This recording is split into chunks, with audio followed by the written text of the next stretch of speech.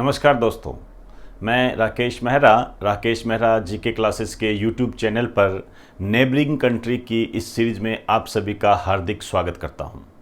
Neighbouring country की इस series में आज हम अंतिम देश यानी अंतिम पड़ोसी देश पाकिस्तान पर चर्चा करने जा रहे हैं। नाम से ही बड़ा इंटरेस्टिंग है, उस पर हम चर्चा करने जा रहे हैं। इसी के साथ ही हमारी नेबरिंग कंट्री की सीरीज समाप्त हो जाएगी और इस पाकिस्तान को शुरू करने से पहले, इसके बेसिक पॉइंट्स को बताने से पहले मैं आपके सामने एक सूचना शेयर करना चाहता हूं, जो मेरे लिए गर्व की भी बात है और मुझे अंदर से मोटिवेट भी करते हैं ये लोग। तो उस सूचना के तहत 3 बच्चे हैं जिनका अलग अलग, आप कह सकते हो, अलग अलग क्षेत्र में सिलेक्शन हुआ है। एलडीसी में परमात्मा की कृपा से, माता सरस्वती की कृपा से, आप लोगों की मेहनत से काफ़ी सिलेक्शन हुए हैं और इसकी मुझे उम्मीद भी थी, क्योंकि मैं बच्चों को देखता था तो उनकी आंखों में मुझे उनकी मेहनत करने की ललक दिखती थी। तो ये आपसे भी अपील करता हूँ कि आप भी उसी तरीके की मेहनत को अंजाम दें, ताकि आपके मम्मी पापा ने, आपके माता पिता ने जो आपके लिए सपना संजो के रखा है आप उसे पूरा कर सकें। तो दोस्तों, 3 बच्चे हैं जिनका अलग अलग क्षेत्र में सिलेक्शन हुआ है। एक तो है सुरेश यादव। ये जो सुरेश यादव है, इनका सिलेक्शन हुआ है एलडीसी में, राजस्थान एलडीसी में इनका सिलेक्शन हुआ है। और एक है विजय बाई मीना, ये लड़की है और इसका जो सिलेक्शन हुआ है आरपीएफ कांस्टेबल में।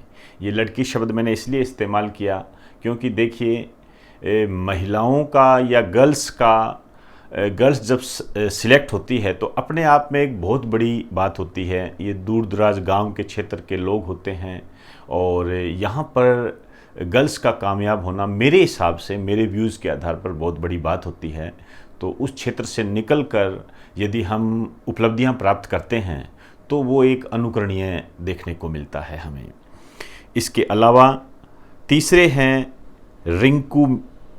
रिंकू सैनी। इनका जो सिलेक्शन हुआ है आरआरबी टेक्नीशियन में हुआ है। ये भी काफ़ी समय से तैयारी कर रहे थे और काफ़ी मेहनती भी थे। इन्होंने बाकायदा मुझे जो क्लास में टेस्ट सीरीज चलती है उसके नंबर सेंड किए थे। तो 50 नंबर के जो पेपर होते थे उनमें कम से कम ये 48, 49 इतने नंबर लाया करते थे। उसका नतीजा इनके सामने मिला है। और ये जो भी बच्चे जिनका सिलेक्शन हुआ है, इनसे मैं एक बात कहना ज़रूर चाहूँगा। वो ये कहना चाहूँगा कि एक बार वो मेरे पास आए ज़रूर। ये मैं उनसे अपील करता हूँ और उनसे गुजारिश भी करता हूँ, आए ज़रूर मेरे पास वो। मैं उन्हें सम्मानित करना चाहता हूँ। मेरे इंस्टीट्यूट में आए। अभी कह रहे हैं कि 1 जुलाई से इंस्टीट्यूट्स प्रारंभ हो सकते हैं या जुलाई में प्रारंभ हो जाएंगे। जो भी खबर है वो आपके सामने है, कोई अनभिज्ञ तो हो नहीं इससे। तो जुलाई में इंस्टीट्यूट्स प्रारंभ होने की संभावनाएँ बताई जा रही है। तो उसके तहत जब भी लॉकडाउन खुले तो मैं उनसे आग्रह करता हूँ कि वो इंस्टीट्यूट में ज़रूर आए। मैं उन्हें सम्मानित करना चाहता हूं, तो ये मौका मुझे ज़रूर दें। तो इस अपील के बाद में एक बात मैं और कहना चाहूँगा कि ये जो टेस्ट सीरीज़ है इसको कभी भी नेगलेक्ट ना करें। ये जो भी बच्चे सिलेक्ट हुए हैं, आप इनसे जब गहराई से बात करोगे तो आपको ये पता लगेगा कि हम जो टेस्ट सीरीज़ उपलब्ध करवाते हैं, ऑफलाइन में जो उपलब्ध करवाई जाती है, उसमें ये काफ़ी हम उस तरीके से क्वेश्चन मैनेज करते हैं या उस क्वेश्चंस को हम क्रिएट करते हैं जिनके एग्ज़ाम में आने की संभावनाएं ज़्यादा होती है। ऐसे आप लोग हमें बताते हो। तो उस टेस्ट सीरीज को कभी मिस ना करें। हालांकि ये ऑफलाइन पे ही है अभी तो, लेकिन मेरा ये प्रयास रहेगा कि जो राकेश मेहरा जीके क्लासेज की जो ऐप हमने बनाई है उसमें भी उस टेस्ट सीरीज को उपलब्ध करवाया जाएगा। ऐसा प्रयास है और ये चल रहा है, प्रोसेसिंग में है। सब चीज़ें संभल जाएगी, सुधर जाएगी। एक वक्त होता है, हर समस्या का समाधान एक वक्त पर होता है, उसी को आधार मानकर ही हम आगे चलते हैं। तो दोस्तों, इस सूचना के बाद अब मैं पाकिस्तान के बेसिक पॉइंट पर चर्चा करने जा रहा हूं। उस पर किस तरीके से क्वेश्चन बन सकते हैं उसको हम जानने का प्रयास करेंगे। तो हेडिंग डाल दीजिए पाकिस्तान।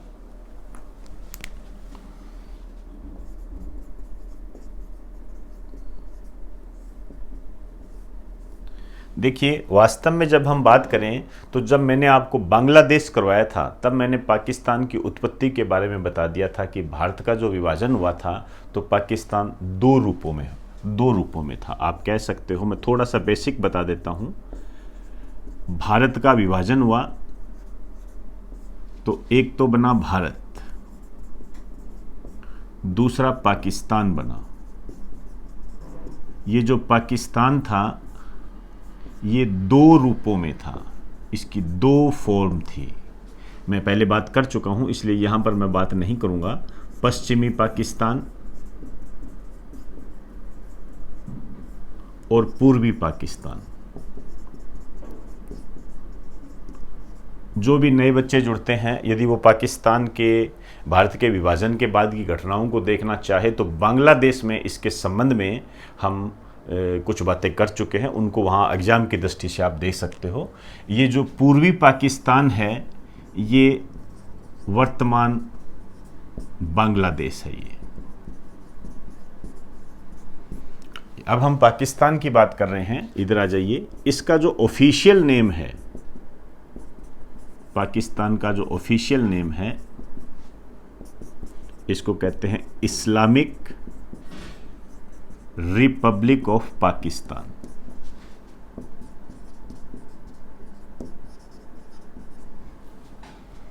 अब हम बात करेंगे एक तो पाकिस्तान से संबंधित पाकिस्तान का स्वतंत्रता दिवस, ये कब मनाया जाता है।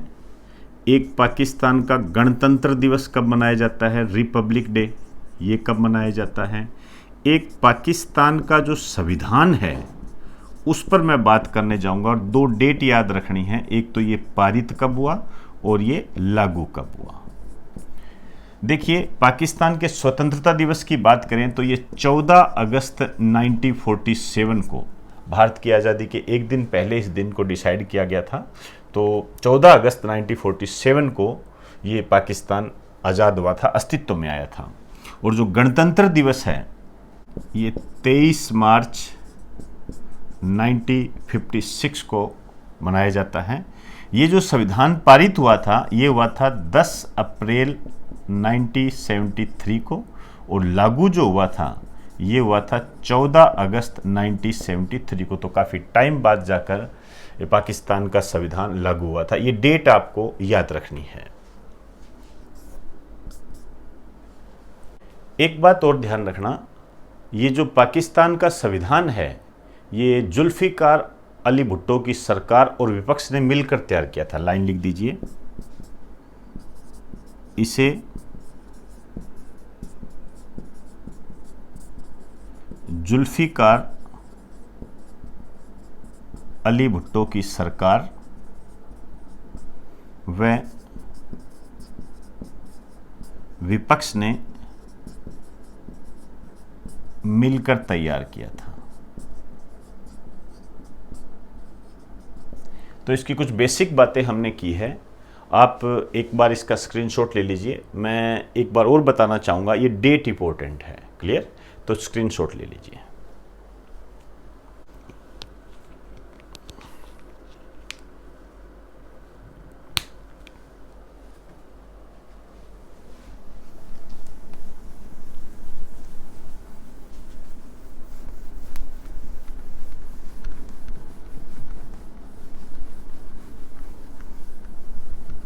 अब हेडिंग डालिए पाकिस्तान की भौगोलिक स्थिति, ज्योग्राफिकल कंडीशन की हम बात करेंगे।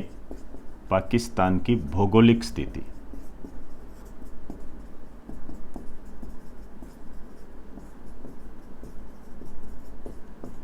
इस पर हम चर्चा करेंगे। ये पाकिस्तान का मैप है, इसी को आधार बनाकर हमें क्वेश्चंस तैयार करने हैं। एक तो सबसे पहली बात, पाकिस्तान की सीमा को स्पर्श करने वाले कौन कौन से देश हैं। तो ये पाकिस्तान, ये नॉर्थ है, ये साउथ है, ये ईस्ट है, ये वेस्ट है। देखिए, यदि हम पाकिस्तान के वेस्ट की बात करें तो यहाँ ईरान है, अफ़गानिस्तान है, फिर चाइना है, फिर इंडिया है। देखिए, अफ़गानिस्तान की सीमा जो है पाकिस्तान के साथ सबसे ज़्यादा लगती है। आप लिख भी सकते हो, सबसे लंबी सीमा जो पाकिस्तान के साथ बनाता है अफ़गानिस्तान बनाता है। खैर, इस पर जो क्वेश्चन बनेगा आपसे ये बनेगा कि ऐसा कौन सा देश है जो पाकिस्तान के साथ अंतर्राष्ट्रीय सीमा नहीं बनाता है। तो उज्बेकिस्तान वगैरह ये नाम दे सकते हैं, ताजिकिस्तान दे सकते हैं, ये नहीं है। अब देखिए, इन शहरों की बात करें, आपके सामने ये कुछ शहर हैं। देखिए, यदि हम जेकोबाबाद की बात करें, ये जो जेकोबाबाद है, ये एशिया का सबसे गर्म स्थान है। ये एशिया का सबसे गर्म स्थान है, जेकोबाबाद है। ध्यान रखें, एक अल अजीजिया होता है, वो वर्ल्ड का सबसे गर्म स्थान होता है, जो लीबिया में है। ये जो एटबाबाद है, ये भी एक स्थान चर्चा में रहा था, और ये एटबाबाद चर्चा में इसलिए रहा था क्योंकि यहां पर 2 मई 2011 को अमेरिकी सेना ने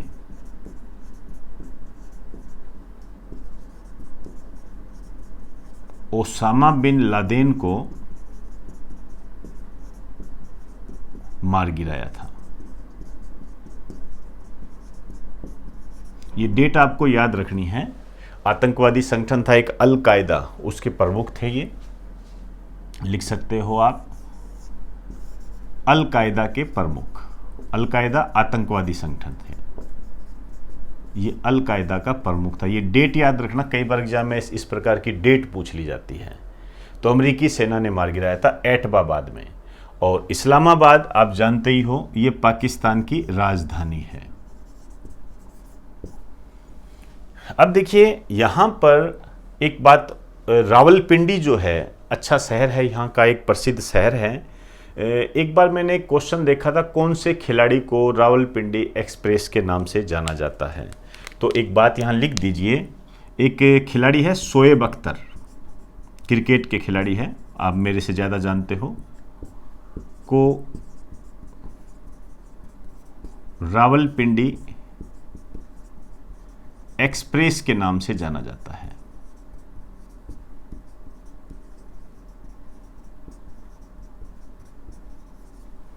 और यहाँ पर इस साइड में इंडिया के पंजाब, जो पंजाब प्रांत है, वहाँ से टच करता हुआ लाहौर है। ये जो लाहौर है, इस पे जो क्वेश्चन बनता है, ये रावी नदी के किनारे है। इस पर कई बार क्वेश्चन आया हुआ है, ये रावी नदी के किनारे है। पेशावर, क्वेटा, ये हमेशा चर्चा में रहते हैं। और ये जो कराची है, ये पाकिस्तान का सबसे बड़ा नगर है। ये पाकिस्तान का सबसे बड़ा नगर है ये। और एक बात और है, ये है पाकिस्तान का सबसे व्यस्त बंदरगाह, बिजेस्ट पोर्ट है ये। इसी तरीके से ग्वादर बंदरगाह है, ये भी अपने आप में एक महत्वपूर्ण स्थान रखता है। ये जो ग्वादर बंदरगाह है, ये बलूचिस्तान प्रांत में है। हम बात करेंगे इसकी जो स्थिति है, ये बलूचिस्तान प्रांत में है, ये हमेशा चर्चा में रहता है ये। और एक ये जो है CPEC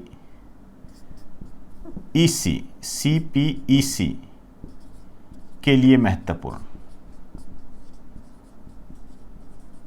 CPEC के लिए महत्वपूर्ण है। CPEC क्या है? ये चाइना पाकिस्तान इकोनॉमिक कॉरिडोर, चीन पाकिस्तान आर्थिक गलियारा के लिए ये महत्वपूर्ण है। ये जो ग्वादर बंदरगाह बनाया जा रहा है, ये चीन के सहयोग से बनाया जा रहा है। चीन की एक महत्वाकांक्षी परियोजना है, व्यापार से संबंधित है, उसके सहयोग से ये बनाया जा रहा है ग्वादर बंदरगाह। एक थोड़ी सी बात बताना चाहूँगा कि ग्वादर बंदरगाह को काउंटर करने के लिए ही और चीन के इस प्रयास को काउंटर करने के लिए ही भारत ने ईरान और अफगानिस्तान के साथ मिलकर चाबहार बंदरगाह को विकसित किया है। ये चाबहार बंदरगाह ईरान में है, ध्यान रखें ये।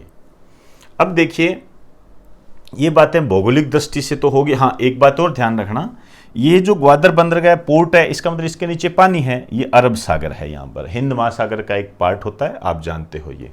इधर इंडिया है।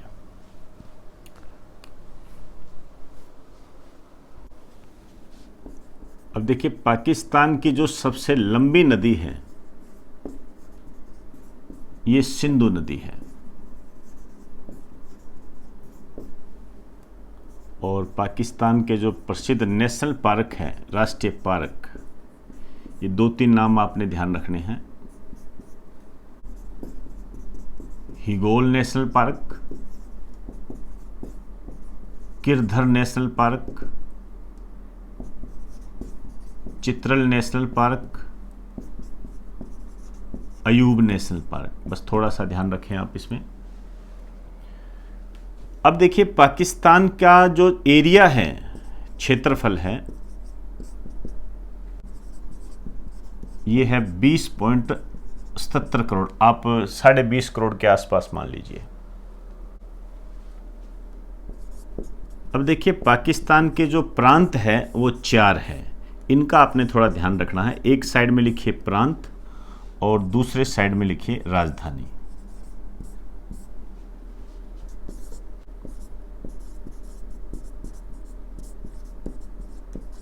खैबर पख्तूनख्वा, इसकी जो राजधानी है पेशावर। जैसे अपने राज्य होते हैं या प्रांत होते हैं। दूसरा प्रांत है पंजाब। पंजाब की राजधानी है लाहौर।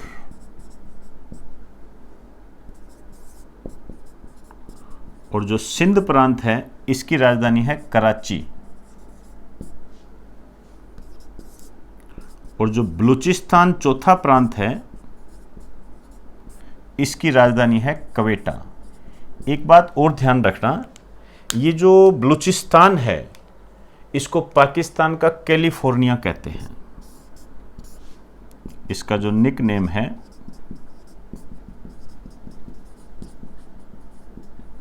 इसे कहते हैं पाकिस्तान का कैलिफोर्निया। राष्ट्रीय राजधानी क्षेत्र आप जानते हो इस्लामाबाद है। और एक विवादित क्षेत्र आप जानते हो पीओके। एक छोटा सा नोट डाल के लिख दीजिए, कश्मीर के पाक अधिकृत कश्मीर, पाक अधिकृत क्षेत्र।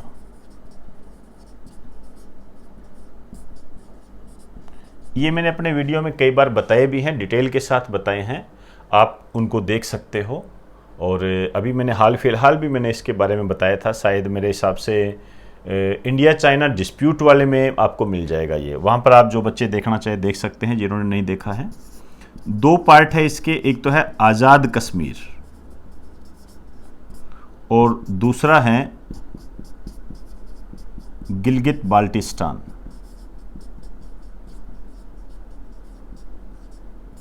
गिलगित बाल्टिस्तान ये इसके क्षेत्र हैं। और राष्ट्रीय राजधानी क्षेत्र में इस्लामाबाद आता है, वो आप जानते ही हो कि राजधानी है इसकी।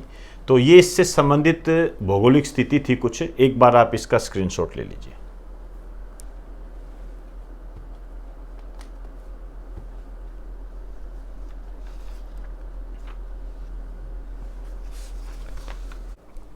पाकिस्तान एक ऐसा देश है, हमें एग्ज़ाम की दृष्टि से इसको बहुत ही एक्सप्लेन करके देखना पड़ेगा। और इसी को नज़र में रखते हुए मैंने इसका एक भौगोलिक स्थिति का एक डायग्राम और बनाया है, जो कि काफ़ी महत्वपूर्ण है और क्वेश्चन भी आ चुके हैं। लेकिन थोड़ा सा हल्के वैसे ही लेना है इसको। ऐसा भी नहीं है कि आप इसमें बहुत ज़्यादा अंदरूनी रूप की बातें करने लग जाओ, फिर वो गंभीर बातों में शामिल हो जाती है। बस जो बता रहा हूँ उसको ढंग से कर लेना। एक तो देखिए, ये जो ग्रीन कलर में मैंने आपको बताया, ये पर्वत श्रेणियां हैं इनकी। हिंदुकुश पर्वत है, सुलेमान पर्वत है, किरधर श्रेणी है। किरधर श्रेणी के ये पूर्व में एक नमक की श्रेणी है। हाँ, एक चीज़ और बता दूं, ये जो किरधर श्रेणी है इसकी जो सबसे ऊंची चोटी है सकेशर।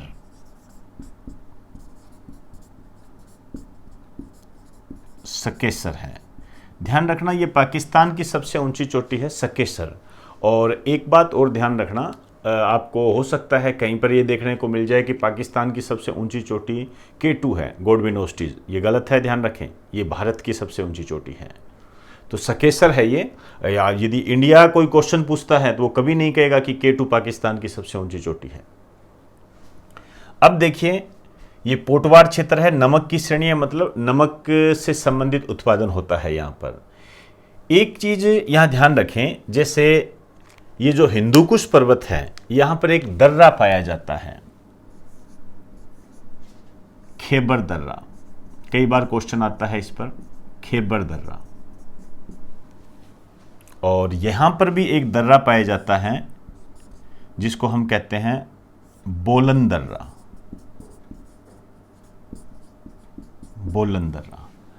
और ये जो हिंदुकुश पर्वत है, सुलेमान पर्वत है और किरधर श्रेणी है, इनकी खास बात यही है कि ये भारत को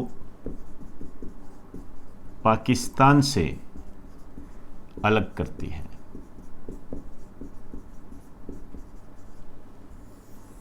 भारत को पाकिस्तान से ये अलग करती है। आप जानते हो यहाँ इंडिया है, तो भारत को पाकिस्तान से ये अलग करती है। अब देखिए हामोनी मसुकेल, ये जो है यहाँ का एक प्रसिद्ध मरुस्थल है। ये है पाकिस्तान का प्रसिद्ध मरुस्थल। और भी कई मरुस्थल पाए जाते हैं, उनका नाम थोड़ा ध्यान रख लेना। थार का मरुस्थल पाया जाता है,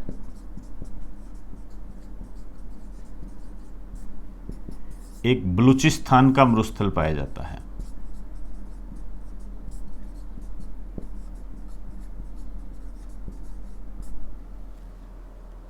अब हम पाकिस्तान की प्रशासनिक व्यवस्था पर चर्चा करेंगे। हेडिंग डाल दीजिए, पाकिस्तान की प्रशासनिक व्यवस्था या राजनीतिक व्यवस्था भी कह सकते हो इसको। व्यवस्था कह दीजिए, स्थिति कह दीजिए। तो पाकिस्तान के जो प्रथम गवर्नर थे, ये थे मोहम्मद अली जिन्ना।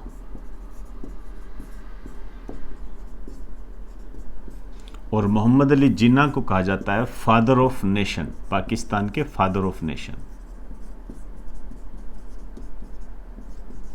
यहां पर एक बात ध्यान रखना, यहां पर एक मदर ऑफ नेशन भी है, नोट डाल के लिखिए।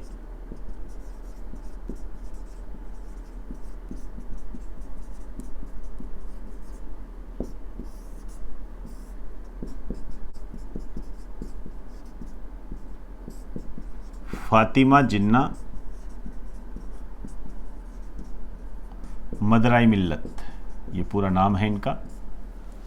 ये यहाँ के प्रथम गवर्नर है। अब मैं यहाँ पर बात करना चाहूँगा पाकिस्तान के प्रथम राष्ट्रपति और वर्तमान राष्ट्रपति।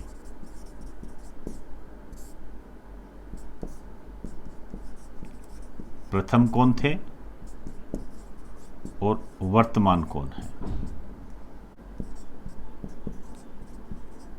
सिकंदर मिर्जा प्रथम राष्ट्रपति थे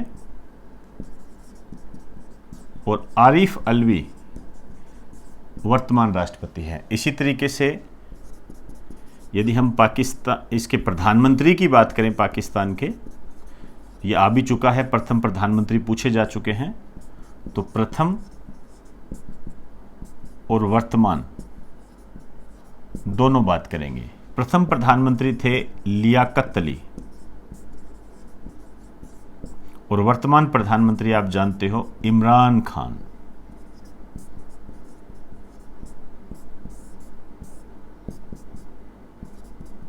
इनकी पार्टी का नाम है तहरीक इंसाफ। और ये जो है पाकिस्तान की सबसे अमीर पार्टी है, सबसे अमीर पार्टी है ये पाकिस्तान की। तो ये हमने पाकिस्तान की कुछ प्रशासनिक स्थिति को जानने का प्रयास किया। अब हम इसके संसद वगैरह की चर्चा करेंगे, तो एक बार आप इसका स्क्रीनशॉट ले लीजिए।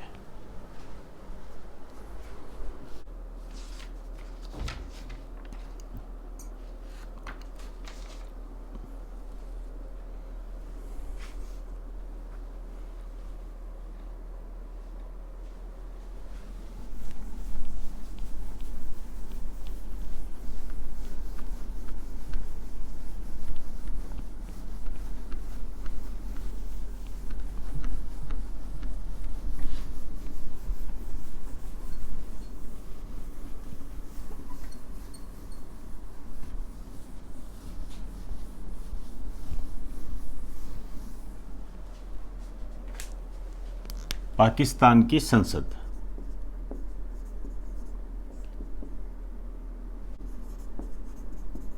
मजलिस ए शूरा, ये पाकिस्तान की संसद का नाम है और इसमें दो भाग होते हैं, जैसे अपने भी दो भाग हैं। एक को कहते हैं कौमी असेंबली, दूसरे को कहते हैं सीनेट। ये ध्यान रखना आपने। और सबसे महत्वपूर्ण बात, इसकी संसद में जो सदस्य हैं 342। अब देखिए, अब हम बात करेंगे पाकिस्तान की आर्थिक स्थिति। इस पे भी काफ़ी क्वेश्चन आए हुए हैं और काफ़ी डीपली हमें इसको लेके चलना पड़ेगा। देखिए, पाकिस्तान की जो मुद्रा है ये रुपया है। जैसे भारत की मुद्रा रुपया है, वैसे इसकी रुपया है, लेकिन इसको पाकिस्तानी रुपया बोलते हैं। आर्थिक स्थिति में सबसे पहले लिखिए सियालकोट।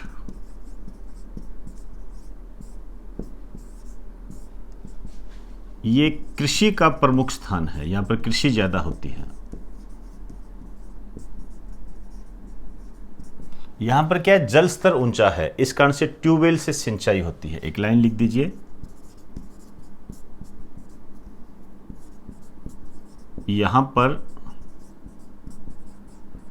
जल स्तर ऊंचा होने के कारण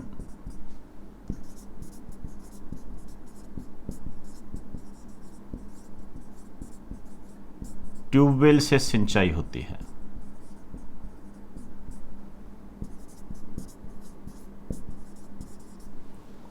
दूसरी बात हम करेंगे साल्ट रेंज, नमक की श्रेणी। अपनों ने डायग्राम में भी किया था। ये कोहाट और आटक में है, दो स्थान है ये साल्ट रेंज। सबसे महत्वपूर्ण बात है, यहां पर लिख दीजिए, यहां पर विश्व प्रसिद्ध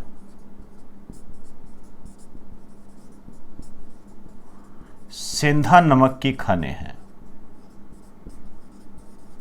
सेंधा नमक जो होता है उसकी खाने हैं यहां पर। हिंदुकुश, कोहबाबा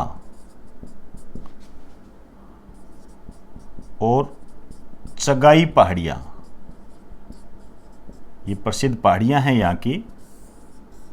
और ये जो है, ये है पाकिस्तान का अफीम क्षेत्र। यहाँ पर अफीम का उत्पादन होता है।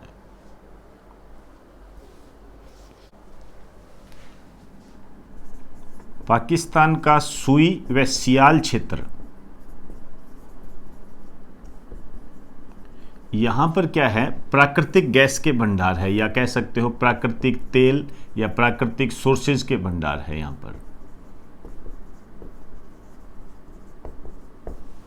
पर प्राकृतिक तेल के भंडार मिले हैं। एक स्थान अपनों ने पहले ही किया था, क्वेटा। ये पाकिस्तान का कोयला क्षेत्र है, ध्यान भी रह जाएगा, क्वेटा कै। मर्दान, ये पाकिस्तान का चीनी उद्योग के लिए प्रसिद्ध है ये। और कराची और जो लाहौर है, ये पाकिस्तान का सूती वस्त्र उद्योग है। यहां पर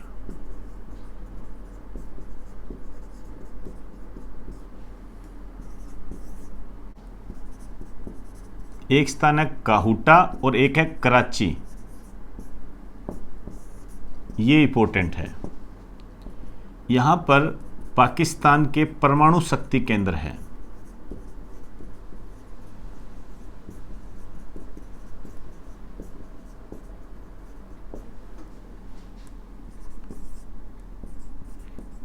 एक देखिए नाम है सरवाड़ या लोयड बांध।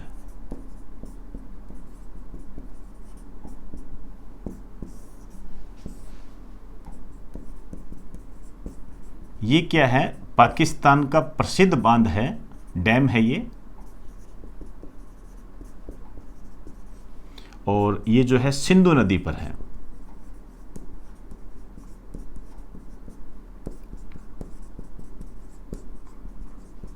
पाकिस्तान की कृषि में महत्वपूर्ण भूमिका निभाता है।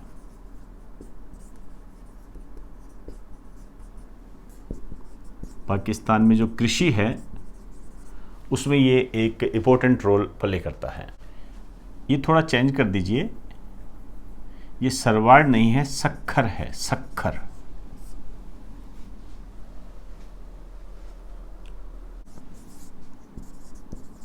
चश्मा व कराची ये क्षेत्र हैं। लिख दीजिए, यहां पर पाकिस्तान के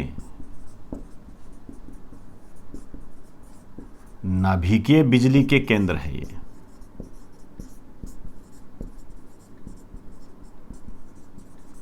जैसे अपने रावत भाटा है ना, उस टाइप से है ये। एक नोट डाल के लिखिए,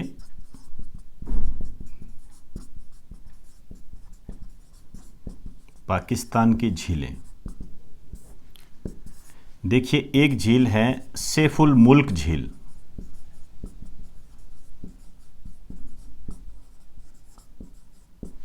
इस झील का एक नाम और है परिस्तान झील। पौराणिक कथा के आधार पर इसका नाम परिस्तान झील रखा गया है। ये पाकिस्तान की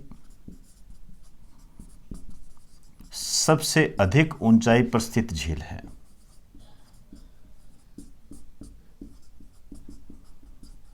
ऊंचाई पर स्थित झील है, ये ध्यान रखें। कई बार क्या है, ये ऑप्शन में नहीं देते हैं, एक रस झील दे देते हैं। रस झील ये भी सबसे ऊंची झीलों में से एक है।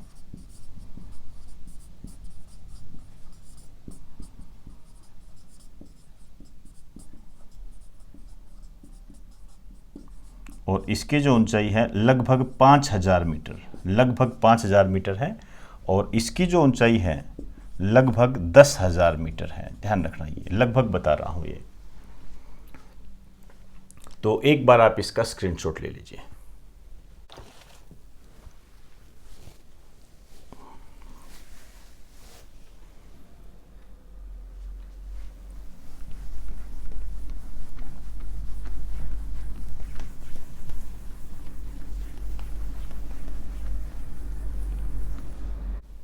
अब देखिए, नोट में ये पहला पॉइंट था और नोट में दूसरा पॉइंट लिखिए, पाकिस्तान में गधा विकास कार्यक्रम। देखिए, ये कार्यक्रम चलाया गया था पाकिस्तान में, गधा विकास कार्यक्रम, गधे के डेवलपमेंट की 2017 में इसको चलाया गया था।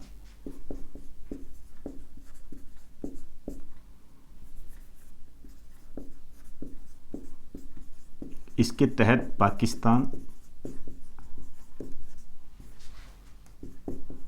गधों का निर्यात करता है, एक्सपोर्ट करता है।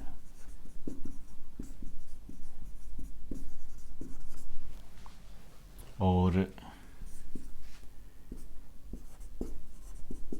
इस निर्यात का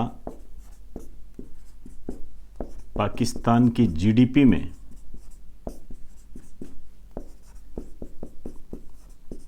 महत्वपूर्ण हिस्सा है। तो पाकिस्तान की जो जीडीपी है पूरी प्रभावित होती है इन गधों के निर्यात से। और ये जो पाकिस्तान गधों का निर्यात करता है ये चीन को करता है, चीन को करता है। और चीन जो इसका प्रयोग है मेडिसिन में करता है, दवाइयाँ बनाने में करता है। अब हेडिंग डालिए, पाकिस्तान की कला व संस्कृति। मैंने आपको पहले ही कहा था ये टॉपिक नेबरिंग कंट्री की दृष्टि से सबसे महत्वपूर्ण होता है। देखिए, पाकिस्तान के यदि उत्सव की बात करें, प्रमुख उत्सव की बात करें, तो वही है जो मुस्लिम धर्म से संबंधित जो भी उत्सव होते हैं, जैसे ईद हो गया, शब बारात हो गई, ये सारे इसके प्रमुख उत्सव हैं।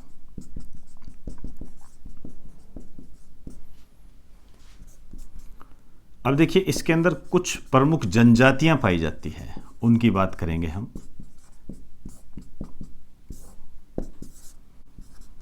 पंजाबी, ये जो पंजाबी हैं इनका जो अन्य नाम है इसे जाना जाता है बिरादरीस के नाम से, बिरादरीस के नाम से जानते हैं, और सर्वाधिक जनसंख्या इन्हीं की है, सबसे ज़्यादा यही है।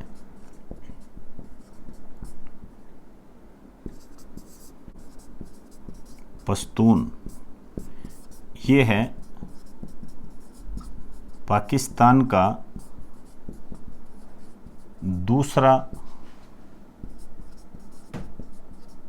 सबसे बड़ा जातीय समुदाय। ये पश्तून, एक तरीके से पठान कह सकते हो आप। आपको ये ध्यान रखना पड़ेगा, ये जो पश्तून जनजाति है इसका जो प्रमुख नृत्य है, ये आ चुका है क्वेश्चन, बजीरी, बजीरी नृत्य इसका प्रमुख नृत्य है। सिंधी भी जनजाति पाई जाती है, और मोहजीरियो, ओनली नाम याद रखिए, कोई महत्वपूर्ण बात नहीं है।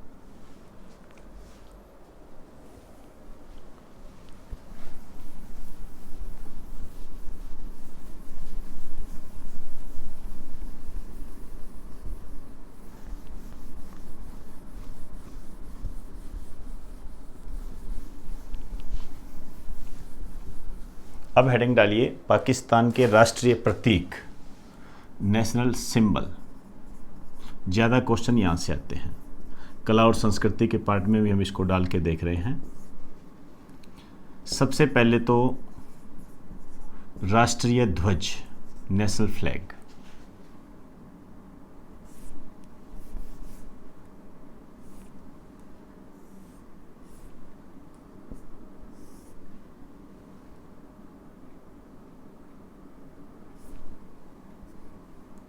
यह सफ़ेद रंग है, हरा रंग है,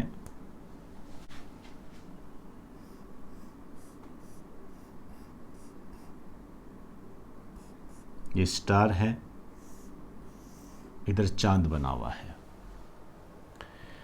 देखिए जो हरा रंग है ये तो मुसलमानों का प्रतीक है,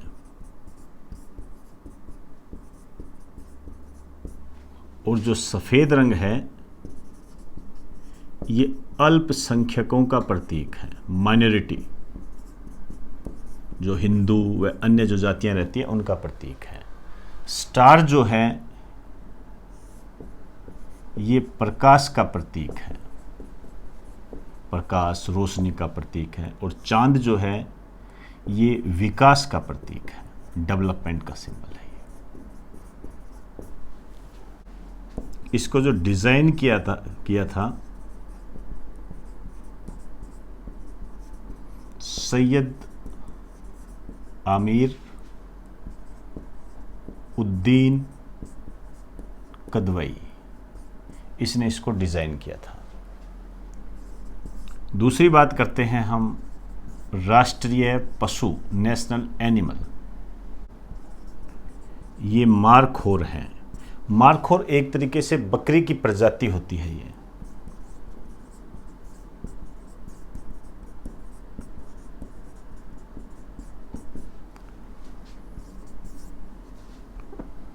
राष्ट्रीय पुष्प, फ्लावर, चमेली, जैस्मीन बोलते हैं इसको। राष्ट्रीय वृक्ष सेड्रस बोलते हैं, आप ये कह सकते हो देवदार के वृक्ष।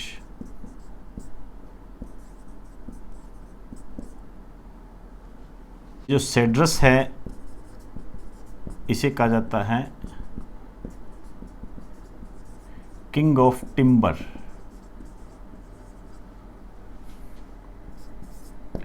राष्ट्रीय पोशाक जो है ये है सलवार कमीज, कुर्ता पजामा टाइप के होते हैं ये, अपना जैसे जोधपुरी सूट है।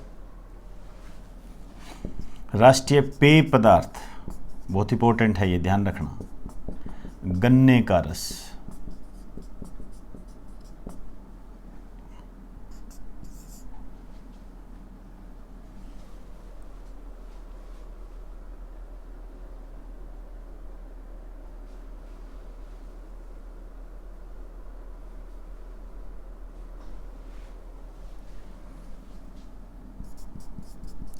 राष्ट्रीय भाषा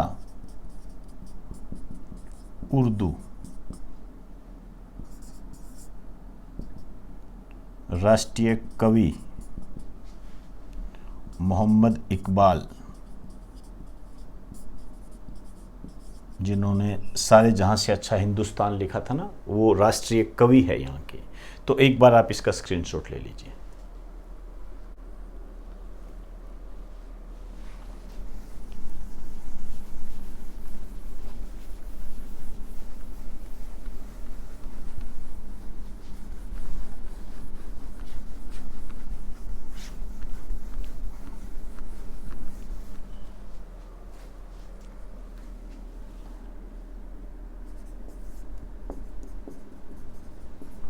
राष्ट्रीय सब्जी भिंडी, देखो। राष्ट्रीय फल, दो प्रकार के फल है इसके, एक तो है आम मैंगो और एक है ग्युआ। आम समर में होता है, ये विंटर में होता है। तो दो प्रकार के फल इसके राष्ट्रीय फल हैं। राष्ट्रीय धर्म इस्लाम, राष्ट्रीय खेल हॉकी, राष्ट्रगान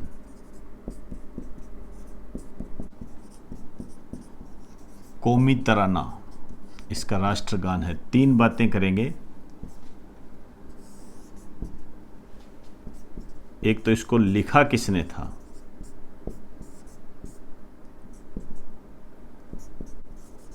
जगन्नाथ आजाद ने, हिंदू थे ये। दूसरी, इसकी धुन किसने तैयार की थी,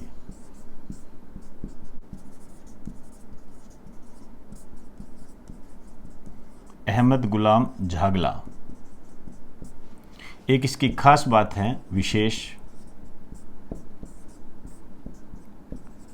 इसकी धुन विश्व में प्रथम स्थान पर है। मतलब सबसे अच्छी धुनों में से सबसे टॉप लिस्ट में यही है। राष्ट्रीय पक्षी चूकर,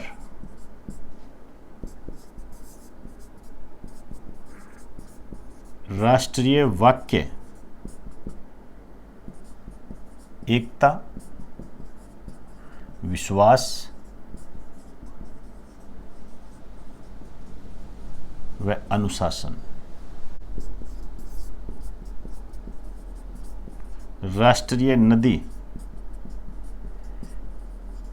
सिंधु नदी।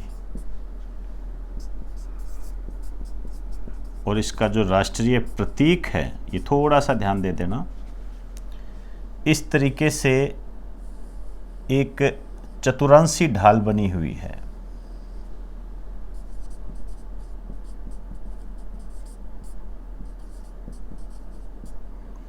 यहां पर गन्ना बना हुआ है,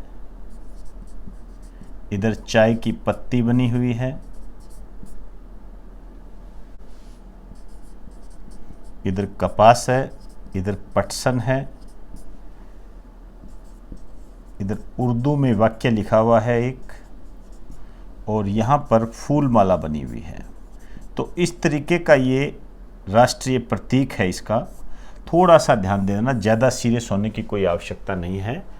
और जैसे ये ध्यान रखें कि गन्ना है, कपास है, पटसन है, चाय की पत्ती है, ये ज़्यादा ध्यान रखें, यहाँ से क्वेश्चन बन सकता है। तो एक बार आप इसका स्क्रीनशॉट ले लीजिए।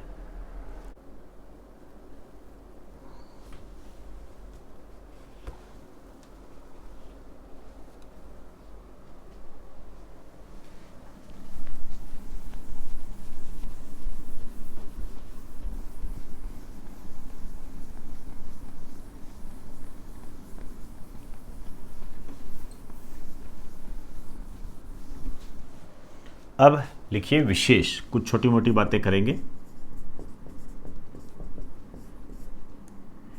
एक तो पाकिस्तान के 27वें मुख्य न्यायाधीश,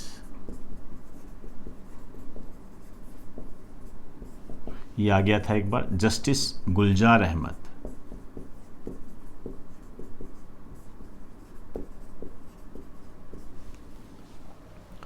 और एक मंदिर है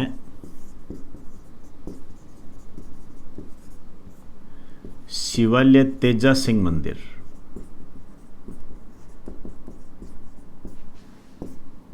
ये जो है सियालकोट पाकिस्तान में है।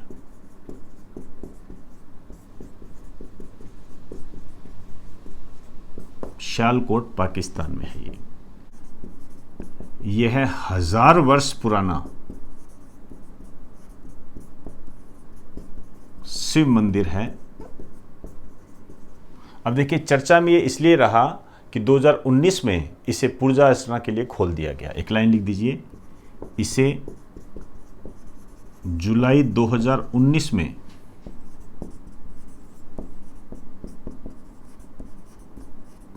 पूजा अर्चना के लिए खोला गया। तो ये अपने आप में एक महत्वपूर्ण न्यूज़ है, करंट की है, ध्यान रखें। ये आपसे पूछा जा सकता है कि शिवालय तेजा सिंह मंदिर पाकिस्तान में किस स्थान पर है? सियालकोट। एक आपने सुना होगा करतारपुरा कॉरिडोर, ये काफ़ी चर्चा में रहा था।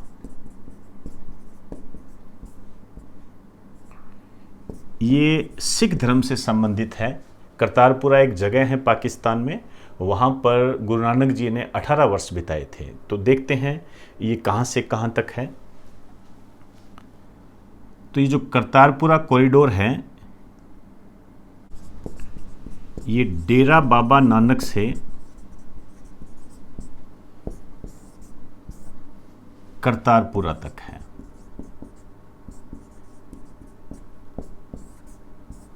ये जो करतारपुरा है, ये रावी नदी के किनारे है और ये पाकिस्तान में है। यहाँ की विशेष बात यह है कि लिख दीजिए, इस स्थान पर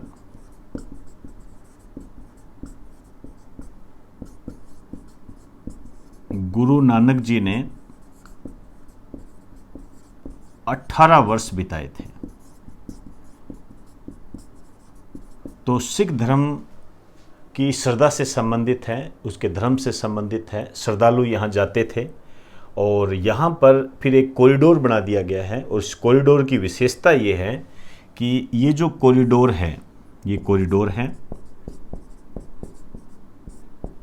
इसकी जो लंबाई है 4.5 किलोमीटर है। और ख़ास बात यह है कि यहाँ पर जाने के लिए वीज़ा की आवश्यकता नहीं है। हाँ, एक बात और, ये जो डेरा बाबा नानक है, ये गुरदासपुर पंजाब में है। ये आप कह सकते हो भारत। तो भारत और पाकिस्तान के बीच में ये सिख धर्म के श्रद्धालुओं से संबंधित एक कॉरिडोर की व्यवस्था की गई है और इसका शुभारंभ हो चुका है। यहाँ पर आपने एक बार न्यूज़ में देखा होगा कि प्रधानमंत्री नरेंद्र मोदी और मनमोहन सिंह बड़ी गर्मजोशी के साथ मिले थे। वो न्यूज़ काफ़ी चर्चा में रही थी।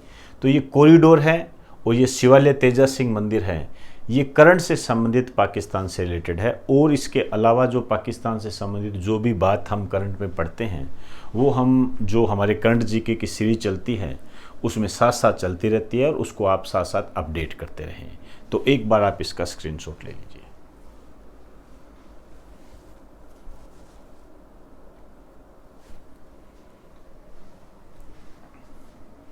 तो दोस्तों, आज हमने नेबरिंग कंट्री सीरीज के तहत सबसे अंतिम देश पाकिस्तान को पढ़ने का प्रयास किया।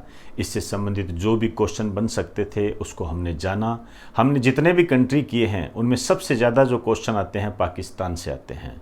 पाकिस्तान के बारे में हमेशा अपडेट बने रहिए और जो भी नई बातें आती हैं उसको इसमें अपडेट करें, साथ साथ इसमें लिखते जाएं, तभी आपके नोट्स सिस्टमेटिक और अपडेटेड कहलाएंगे, जो कि आपकी कामयाबी के कारणों में सबसे महत्वपूर्ण स्थान रखते हैं। तो दोस्तों, इन्हीं शब्दों के साथ अब आप मुझे इजाज़त दीजिए। नेबरिंग कंट्री की सीरीज को मैं यहीं समाप्त करता हूँ। नमस्कार।